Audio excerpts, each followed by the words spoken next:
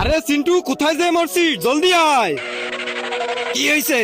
এই দেখ, free fire থেকে আমাকে কত কিছু দিছে, কিন্তু তুমি এসব আমাকে কেন দেখাচ্ছ?